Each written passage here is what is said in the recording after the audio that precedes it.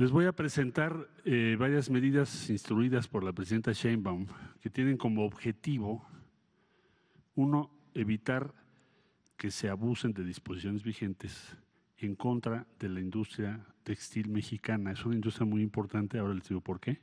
Simplemente por el número de empleos. Son prácticamente alrededor de 400,000 empleos. Entonces, esa es una. Y la otra es, se complementa la lista de fracciones arancelarias a las que se aplica 35%, que fue publicada en abril de este año. Y ahora hacemos un complemento de 138 fracciones arancelarias que se incluyen en este arancel. Entonces, como les decía yo, son 138 fracciones. Estamos incluyendo también 17 fracciones con 15% de la importación de mercancías textiles, complementando lo que ya se había trabajado este año en el mes de abril. La segunda es aumentar la lista de los productos que no se pueden importar mediante el programa de la industria manufacturera, maquiladora y de servicios de exportación. Le llamamos IMEX. ¿Esto qué quiere decir? ¿Cómo funciona? Cuando tú necesitas un producto textil no terminado, le llamamos intermedio, que vas a ocupar en el procedimiento, en el proceso de hacer o fabricar algún producto. Por ejemplo, piensen ustedes vehículos, piensen ustedes todas las exportaciones de México o productos textiles terminados. Se necesita importar una pieza, entonces no te cobro impuestos, no te cobro arancel, porque esa pieza que estás importando es para integrarse a un producto que vas a exportar. Pero hay empresas que nos dicen voy a importarlo para eso y no es verdad, lo venden aquí. Entonces nos instruyó la presidenta que tomáramos esta medida para que no abusen de esa disposición. ¿Por qué? Porque entonces quiere decir que yo puedo vender en el mercado un producto terminado sin pagar IVA, sin pagar impuesto sobre la renta, sin pagar aranceles, y entonces mi producto es más barato que el de una empresa mexicana establecida, sea en la Ciudad de México, en el Estado de México, en Hidalgo, en Puebla o en cualquier otra entidad federativa. Entonces, ¿por qué la empresa mexicana va a estar en desventaja respecto a quien trae ese producto terminado? Es una puerta que vamos a cerrar. Entonces, en resumen, aumentamos al 35% el arancel a mercancías confeccionadas que vemos que tienen precios verdaderamente increíbles de bajos. Aumentamos 15% la importación de mercancías textiles para proteger a nuestra industria nacional y cerramos esta puerta de la cual están abusando. La siguiente, por favor. Bueno, ahora, ¿cuáles son los motivos que ya dije un poco introductoriamente? ¿Cuáles son los estados que tienen la mayor producción de industria textil? En primer lugar, Estado de México. ¿Quién está sufriendo esto? ¿Qué números podemos apuntar? Pérdida de 75,000 empleos, si no cerramos la puerta y no aumentamos los aranceles. Segundo lugar, Puebla. Lo ven ustedes aquí en un tono un poquito oscuro. Hidalgo, aquí también está en la zona centro. Coahuila, que es exportador de textiles, y Guanajuato. Hay otros un poco más tenue, Jalisco y en fin, pero principalmente estos estados. En 2024 alcanzamos el nivel más bajo de empleo en la industria textil, por eso se tomaron las medidas de abril que acabo de referir, abril del 24, que ahora se complementan, porque perdimos 79,000 empleos en los últimos años. El Producto Interno Bruto de la industria textil ha disminuido a una tasa anual de 4.8. Es decir, cada año perdemos aproximadamente 1,229 millones de pesos en empleo. Desde el 19 importamos más de lo que exportamos. En mercancías textiles el incremento fue del 0.8 y de confección el 12.5. Y las empresas, esto es muy importante, las empresas IMEX, o sea que están en el programa que mencioné hace un momento de importación de piezas o productos que se supone no son terminados, deben devolver al menos el 80% de las mercancías que importan. Es decir, tienes que acreditar que lo utilizaste para finalmente exportarlo o terminar un proceso. Sin embargo, el 48% de estas fracciones de las que estoy yo hablando no cumplieron con el retorno o la exportación. Se quedaron en el mercado nacional, 48%. Por eso estamos cerrando la puerta. La que sigue, por favor. Muchas gracias. Entonces, en resumen, con esto vamos a fomentar el desarrollo de nuestra industria nacional, porque un objetivo estratégico de la prosperidad compartida es aumentar el contenido nacional de todo lo que consumimos. Entre más contenido mexicano tenga, más empleos habrá en México. Promover condiciones justas de mercado, porque no se vale que nos engañen, ¿no? Es decir, que nos digan, esto es un producto que solo voy a utilizar para terminar otro producto y lo estoy vendiendo en México como producto terminado, en un stand. Evitar prácticas que afecten el empleo y la competitividad de nuestra economía. Evitar el contrabando técnico. ¿Qué es contrabando técnico? Pues mentirle a la autoridad, ya lo expliqué. Decir, este es un producto intermedio, necesito esta pieza para terminar lo que voy a vender y no es verdad. La vendo, la traigo como si fuera un producto temporal, pero en realidad lo estoy vendiendo en el mercado. Privilegiar el comercio con mercados con los que México tiene sus tratados comerciales y aumentar la competitividad y el empleo de la industria nacional. En síntesis, son medidas para proteger una de las industrias más importantes en materia de empleo en nuestro país. Es casi 500,000 de personas. Si no se toman estas medidas para evitar el abuso o precios que tienen dumping o que pueden tenerlo o que son demasiado bajos, pues entonces está en desventaja la industria nacional. Esa es la instrucción que nos dio la presidenta y a partir del día de hoy que se firma el decreto, entran en vigor estas dos medidas. Y de hecho tomaron decisiones de que ya no van a permitir la venta de vehículos a combustión. Ya para el 2035 vamos a tener una situación así en California. Entonces por eso se instalaron ahí. Este tema sobre todo en los últimos meses, se ha politizado mucho en función de un estudio de una empresa en Estados Unidos que señalaba que México estaba siendo el lugar en el que estábamos haciendo la producción dentro del Tratado de Libre Comercio. Esto es falso por dos razones. Primera, muy breve, no podemos exportar nada que no cumpla las reglas de origen. Las reglas de origen te obligan a que el 70% de tu vehículo sea hecho en Norteamérica. Entonces es evidentemente falso el argumento. Además de que no tenemos ninguna planta todavía. Y el segundo argumento que se manejaba es que nosotros estamos promoviendo la inversión de muchísimos productos, de muchas plantas provenientes de China para eludir el tratado, que también es falso, porque sí hay inversión, pero siempre en las exportaciones mexicanas se observa la regla de origen.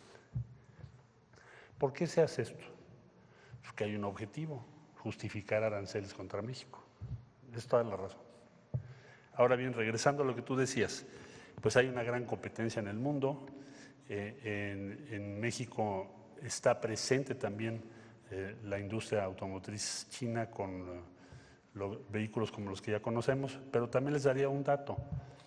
La marca principal fabricante de vehículos que importa desde China a México es General Motors, no BYD. Es más o menos el 40% del total de los vehículos que se importan a México. Eso tampoco lo dicen en sus comentarios. ¿Por qué? Me preguntarás tú. ¿Por qué razón? Bueno, pues porque General Motors tiene una joint venture en China, que es el segundo mercado del mundo, ya va a ser el primero en industria automotriz. Tiene una joint venture con una empresa en China para producir vehículos que venden en China. Y una parte de esos vehículos los traen a México para venderlos en México, no en Estados Unidos. Entonces, simple y llanamente, el 40% viene de esa planta, de esas importaciones que provienen de China. Entonces, está muy exagerado el tema por lo que hace México en los últimos comentarios que hemos visto, porque tiene un objetivo: justificar aranceles que de otra manera no van a tener ninguna justificación, u otras medidas comerciales.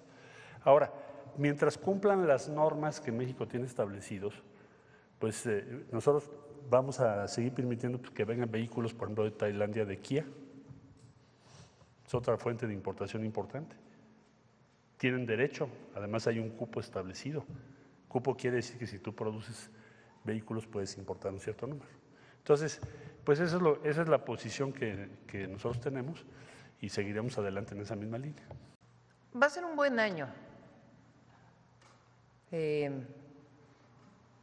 Vamos a consolidar esto que hemos hablado de los proyectos de inversión.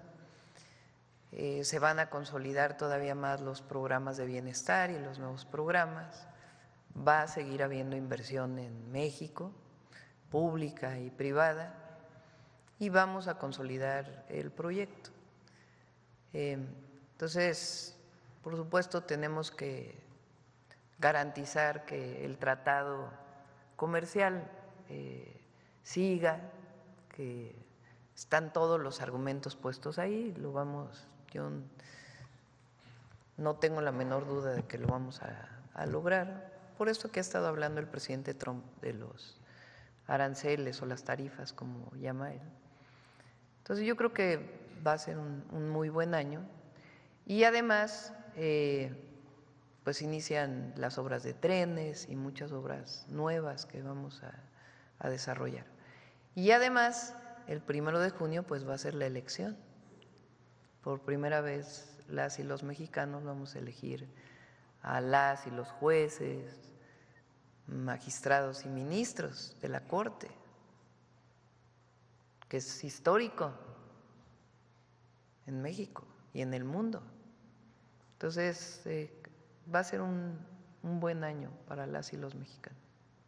La presidenta me ha indicado informar que vamos a proceder a partir del día 24 de diciembre con los pagos pendientes del programa Producción para el Bienestar, que es uno de los programas de bienestar. Son 176,563 productores y productoras en 7 entidades principalmente del país. Chihuahua, con 52,000, es la más importante. Sinaloa, con casi 37,000. Nayarit, 29,500 personas. Tlaxcala, casi 21,000. Querétaro, 16,700 aproximadamente. Coahuila, 10,600. Sonora, 5,900. Y otros estados, varios, 4,300. En total, ya dije, 176,563 agricultores, agricultoras, con un monto total de 1,482,986,800 pesos, que comenzarán a recibir a través de las tarjetas de bienestar que tienen todas estas personas a contar del día 24 de diciembre. El Infonavit y por eso estamos cambiando la ley, por la estructura y además por quienes en su momento hicieron negocios con recursos de los trabajadores y de las trabajadoras, por la estructura, nunca había sido prácticamente auditado, porque como ellos dicen que son fondos privados, por ser fondos de las y los trabajadores, me refiero a las representaciones que no son gubernamentales y en su momento algunas representaciones gubernamentales pues no permitieron que hubiera auditorías. Entonces, esta investigación que alguna ya venía de la administración anterior y ahora que está haciendo Octavio Romero, pues va a derivar en seguir informando lo que se está encontrando y las demandas penales, si es necesario, que tengamos que presentar. Algunas de ellas, como fueron hace tiempo, pues hay que ver si todavía hay espacio para su denuncia. Si no están, pues ya pasó el tiempo para poderla presentar, pero de todas maneras es muy importante que públicamente se conozca. Pues era un negocio privado, en todos esos periodos. Y ahí participaban también las representaciones empresariales y de los trabajadores. Entonces, vamos a seguir denunciando y ahí donde haya espacio todavía, pues denunciar administrativa y penalmente.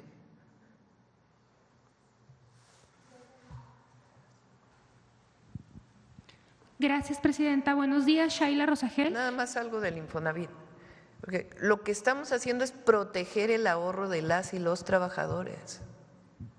Contrario a lo que está diciendo la oposición, de que quiere haber una apropiación de los fondos. No, todo lo contrario.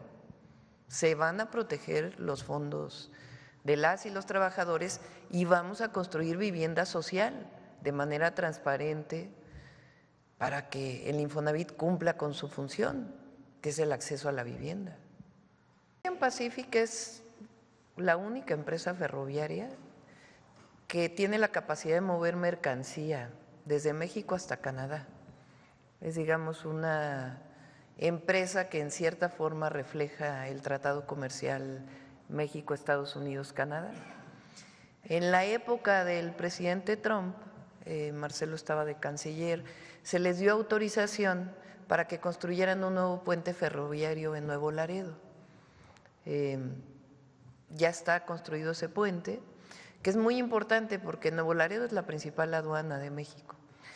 Y cuando vas por tráiler, pues son muchísimas horas de filas para poder pasar la mercancía del otro lado de la frontera.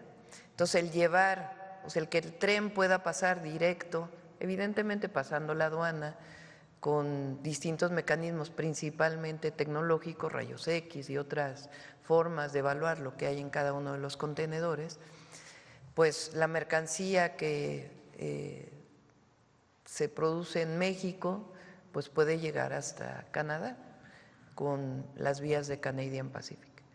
Entonces, este puente ya está terminado, tiene ya todos los permisos de México, faltan algunos permisos de Estados Unidos, pero idealmente se estaría inaugurando en el mes de febrero.